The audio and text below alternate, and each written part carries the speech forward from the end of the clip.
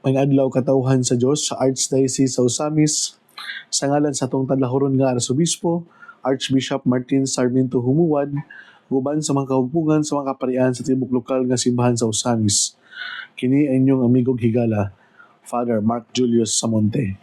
Maghatod og pamalandong niyo karong adlaw karon nga Martes, sulod sa ikanapulog-tulog nga Domingo sa ordinaryong panahon.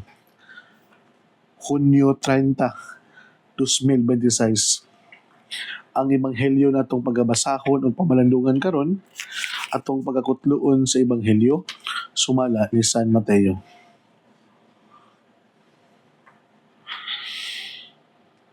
Misakay si Jesus sa usa ka sakayan ug mikuyog kaniya ang iyang mga tinun-an. Unya mikalit paghuros ang usa ka kusog nga subasko ug hisabwan ang sakayan. Niadtong higayuna natulog si Jesus. Ang mga tinun-an miadto kaniya ug gipukaw siya. Miingon sila, "Ginoo, luwasa kami. Nag-ungaw kita sa kamatayon." Si Jesus mitubang, "Nganong nanghadlok man kamo pag-ayo? Pagkagamay sa inyong pagsalig."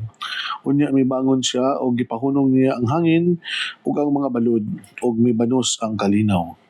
Natingala ang tanan ug miingon sila, "Unsa ba kining tawhana nga bisan man ang hangin ug ang balod mipatuo man kaniya?" Mga igsoon ng ebanghelyo sa Ginoo. Daygon ikaw, Kristo. Mga igsoon ko ni Kristo, mayong adlaw kanatong tanan. Karon adlaw Martes.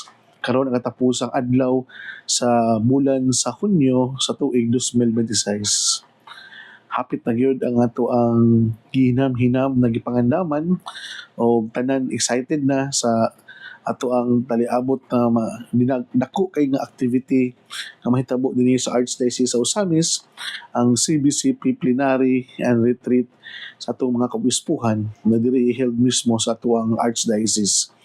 Particularly diya sa Amurap, Sinakaban, diya sa Tanggob, sa Clarin, o sa Oroqueta City. So kita diri sa Immaculate Conception Cathedral, uban sa to ang Parish Rector si Father Lani Serino, Father Mario Magkanap, mga kaubang kaparian o si Father Kelly James Puyod, mainitod nato na gipangandaman ang mga kabispuhan, kardinales, o mga o pipila ka natong mga bisita no nga naggikan pa sa mga nagkadaiyang mga dioceses or mga secretariat usab sa CBCP. Kani nga kalihukan mga igsoon, inubanan sa ato ang LGU, Local Government Unit, o sa uban sa ato ang mga local usab na mga nadya sa panggobyerno. Mapasalamaton kami sa inyong pagsuporta, pagduyog ambit sa atong pagpangandam, o personal, special na mo nga pagpasalamat sa ato ang mga benefactors and friends na diri sa especially particularly here in Cathedral nga nagpusot-pusot ang suporta, ang pagtabang na inyong gipadala aron lamang nga mapanindot nato nga to ang Cathedral, ang aron lamang nga ang kani inyong mapakita one way sa pagpakita pud usab ninyo nga kamo mga katawhan diri sa Archdiocese sa Osamis nga inana mo ka hospitable in welcoming our guests pinagi sa pagpanindot sa ato ang katedral, pag-repair sa ato ang mga angay i-repair, o pagpanindot sa ato ang infrastructure.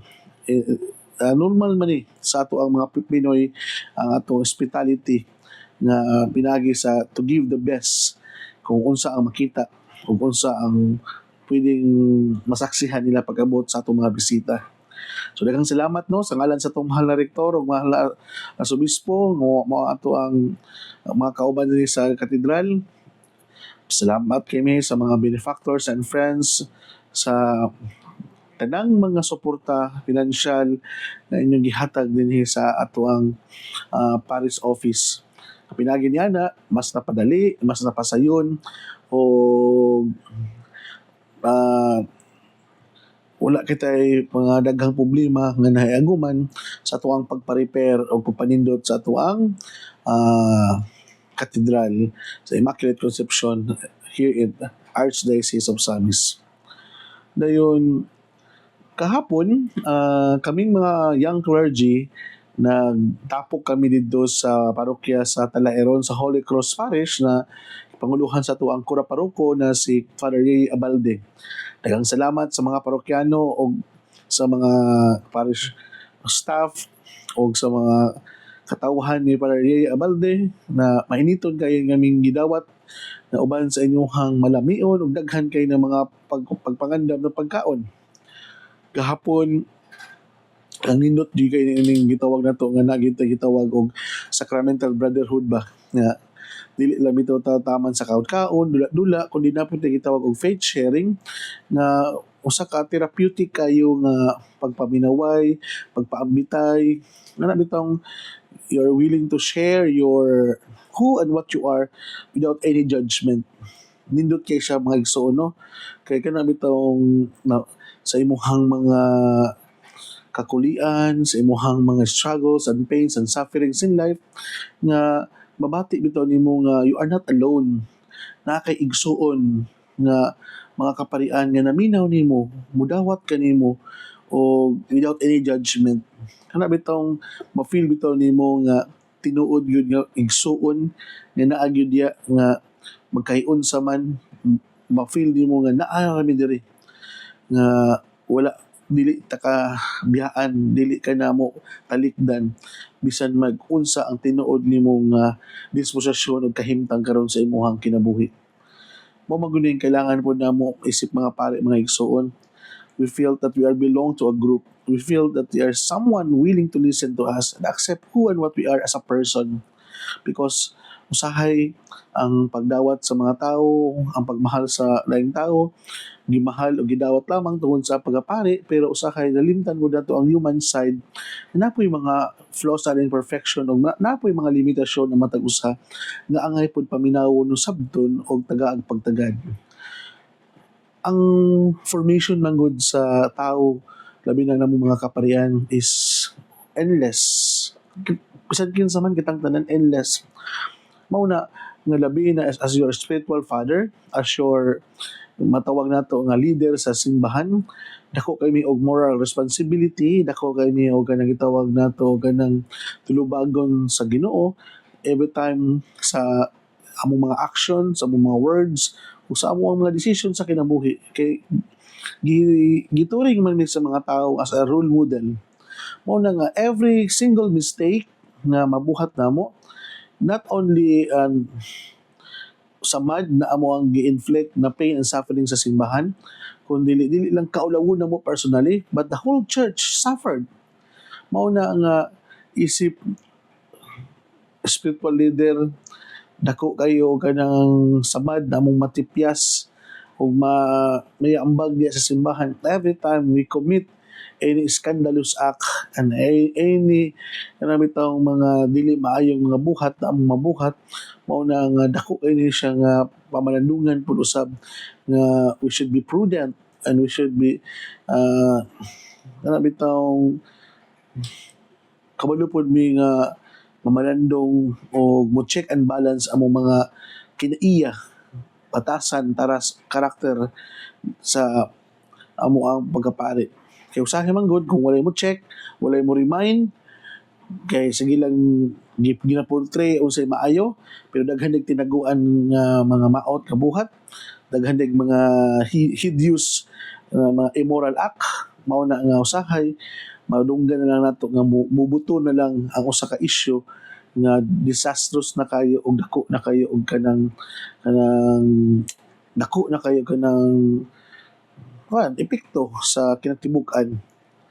Mao ni nga iampo mi ninyo mga igsoon, mga kaparian. Kay daghan pud may mga struggle, daghan pud may mga hardships and difficulties as a human being. Nahinawat pa unta nga dili pud mi basta-basta nga malaylo sa mga tentasyon ni Satanas. Kay bisan pa og kanang we have all the theories and ideas how to act, how to counter, pero we are easily fall into the slippery slope of our fallen nature as a human being. Please help us, pray for us, and as we pray ourselves, as we pray for you, our dearly beloved parishioner, iampo mo ninyo nga mahimong faithful and loyal servant to our Lord and Master Jesus Christ. Mga igsoon nindot po kayo sab no ang ato ang ebanghelyo karon as we celebrate uh,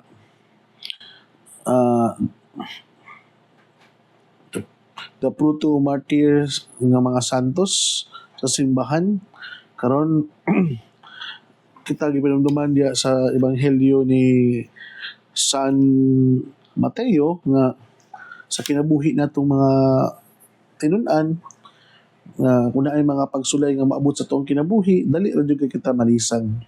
Dali ra kay ta mahadlok, dali ra jud kay ta mabalaka. Which is nakalimot kita na sa dihang si Jesus mimbalik na sa amahan. Mao man kini ang iyang gibilin ang espiritu sa kamatuoran. Ang espiritu sa kamatuoran nga naghatag kanato og assurance na dili na kita angay mahadlok og mabalaka. Ngano importante man ni mga igsoon nga kabaluta nga mupasandig, mugpalaban kanunay sa Ginoo. Aron kanang gitawag nato og kahadlok ug kabalaka, dili mo dominar, dili siya mo mahimong dominante sa tong kinabuhi. Because kitang mga tao nagyud nato ang nature sa pagkasigurista. Gusto ginato nga masyura ang tanan. Gusto ginato nga walay mga daghang kakulian na ato mahayaguman sa unahan. Pero you know what? The more noon ta nga sige paniguro noon nga dili ta mahimong problematic sa unahan, the more noon nagdaghan kitang mga suliran sa kinabuhi nga nahiaguman tungod kay wala man nato gitugutan nga ang Dios mao mugiya ug muhatag kog kanang kompas o dagan sa kinabuhi. O mao ni nitabo no sa mga tinun-an ni Jesus sa dihang paglawig nila nakasinati sila og mga kanang kahadlok kay tungod kay sila nakasinata na mingkalit og huros ang usa ka nga kusog nga hangin then nahisabuan ang ilang sakinan dayon ang iyang mga tinun-an gusto nilang pukawon si Jesus kay para nila mura na sila daw nag-ung-ung nga sa kamatayon. No? Ang giingon ba nila nag-ungaw kita sa kamatayon. Grabe no, ang lantaw nila ani, mura bitaw yung hopeless.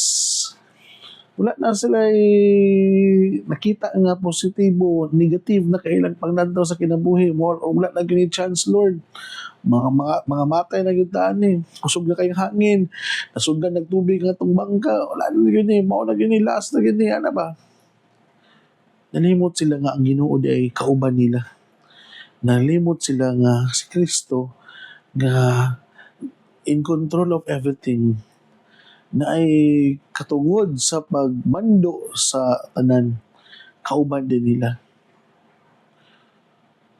Usa sa mga nindot kay nako nga realization ng mga igsoon no, na bisan ba day unsa kadaghan nga nabuhat nga milagro na ang Ginoo sa tong kinabuhi kung naagya po yung mga pagsulay challenges nga mahitabo usahay hadlok gyapon gyud ta mabalaka gyud gyapon kita usa sa kong personal nga kasinatian karon na daghan man may mga pagsulay sa pamilya labi na kini ang uncle na naa sa critical nga sitwasyon nga nakaroon sa ospital makakaroon siya sa ICU sa Zamboanga City na every now and then kaming mga igsuon mga paumangkon labi na nga o mama ilang pinakamulangan nga kanunay naga-update kay ngon mo ko mga magura minamatyan Lord last year dan karon na po inani nga kasinatian kayon bitaw ta nga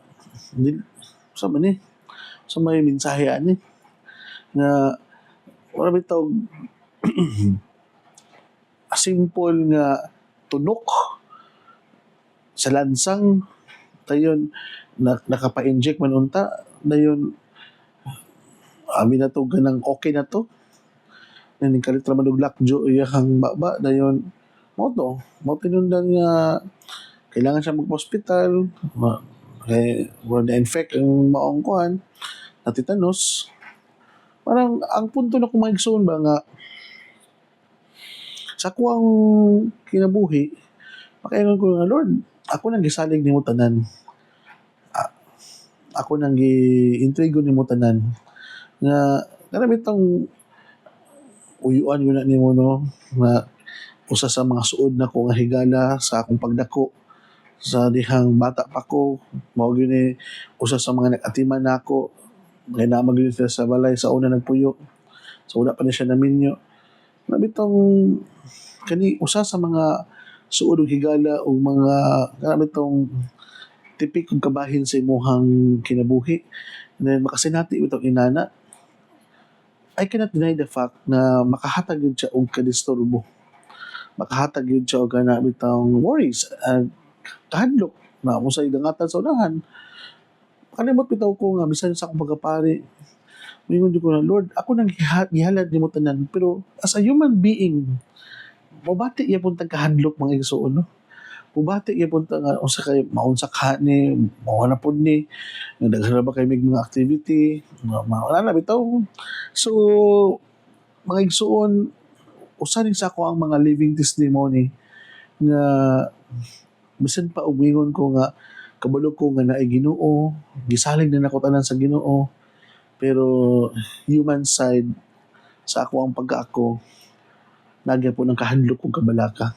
Siguro dili raman ako siguro po nakasinati niini.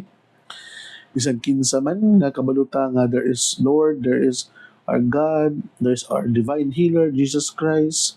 Pero kung naagyod tayo mga suliran nga mga mahiaguman sa kinabuhi, di maginato malikayan nga kita makasinati og kahadlok og kabalaka tungod kay gusto nato nga ma-sure nga right there and then nga ipakita sa Ginoo nato nga kaya niyang ayuhon ang atong mga minahal sa kinabuhi nga nagsakit, kaya niyang palurangon ang mga bagyo, mga makusog na mga hangin, kaya niyang pahupaon ang kusog kayo nga balod. Ug labaw sa tanan, gusto nato nga ipakita sa Ginoo nga siya ang naay kakayahan nga mo badlong sa mga dili maayong panghitabo sa ato ang kinabuhi. Gusto ito assurance ba? Lord, kabalo man ko nga naa ka, pero ipakita na. Nga lang gusto bitaw na to nga sigurista kita nga, Lord, sige na, now na. Ayaw na, dugaya pa. Pero gusto na to, Lord, ayuhan na Lord, karon na. Wala na ko'y problema, wala na ko'y nahunaon, wala na ko'y kabalaka na mahiaguman diya sa pagtulog na ko sa kagabion. Nana ba? Mga igsoon, hinaot pa unta nga kaning unsa na sinati sa mga apostoles nga bisan pa man gani nga Jesus Christ is very visible to the naked eye. How much more kita na, na, na, na kita mismo mas palawuman gyud natong ato ang pagtuo, mas palawuman gyud natong ato pagsalig ug labaw sa tanan i-intrigue gyud nato tanan sa Ginoo bisan magkakita niya na physically. Kay ang Diyos nagasaad man kanato nga bisan pa man gani unsa man ang mga balod o kanang hangin nga makusog nga mo gusto mo pakurat kanato kaya man niya nga palurangon o pahunungon. Mao na nga basig matingala ta nga daghan man ang mga panghitabo sa atong kinabuhi, we always entrust everything to God. Ug sa katapusan mga igsoon, kani atong pagpanganda mo sa bitaw sa CBCP, daghang mga kabalaka, daghang mga kahadlok nga ma-okay ra kani, enough na kani, na ba? Ay, by all means, we want to give the best because God deserve nothing the less. Ay no ka kung mahimo, usa ang pinaka the best na itong mahimo, ibuhaton nato na Lord, unsa man ang angay na mong buhaton, labdagi kami. Kung unsa man ang amoy angay na mong bation, ipalurang ning mga kabalaka o kahadlok aron nga mas makita na mo ang klaro ang imong plano. Kay kung matabunan man gud sa mga negative feelings ang ato ang intellect, ang ato ang wisdom, dili mo gud nato maklaro kung sa iyang plano para kanato. kay clouded man ang ato ang mga thoughts and ideas. Dili na dapat ang gusto sa Dios maklaro nato kung kita mismo kabalong nga mulantaw using the eyes of faith na kung unsa man ang plano sa Ginoo kana usab atong plano kay kita nakakita man sa iyahang mga perspektibo na gusto niyang ipabuhat kanato. So akong pagtimbayaw sab sa tuang ever supporter no si Tita Barrera and family. Ug daghang salamat usab sa karon ng mga nag-ampo kanato sa Baduang Kahandig family sa ato ang mga nanay diha sa Kaintaan San Mateo Rizal na naay mga trials and difficulties usab na nayaguman si Ate Laila del Mundo uban sa iyang mga kauban o usab si Ate Bless, Ma'am Sara ug sa atong mga higala diha ug sa ato ang mga kaparian nga nagsaulog sa ilahang 4th Presbyterian Ordination Anniversary, Father Mark, Father Leo, Father Erwin, ug Father Ador. Daghang salamat sa inyong mga pakipag-uban sa kanhin akong community no ngatong napa ko sa Manila. Joyful and blessed priestly ordination anniversary kanyo mga padre. Mga igsoon, dili ko kutob. Ayaw ka mong kalimot, ang pulong sa Diyos, angay gayon nga pamation, pamlandungan, pankamutan na itong mga puyan. Sa mga kini sa tanom, nagitanom daplin sa sapakan, sa anda, kung dili kayo malaya. Kay ang tanang mga tubig nga ihang kailangan, ano naman kini naghatag og suporta. Mga igsoon, manausab uban sa pangama sa itong mahal nga birhen na si Santa Maria natong gitawag dinhi sa misa misnon nga birhen sa kuta. Ang Diyos unta baga panalangin kanato sa ngalan samahan sa anak sa Espiritu Santo. Amen. Daghang salamat o God bless katong tanan. Daghang salamat sa tanang mga naminaw sa Archdiocese sa Osamis. God bless kaninyo.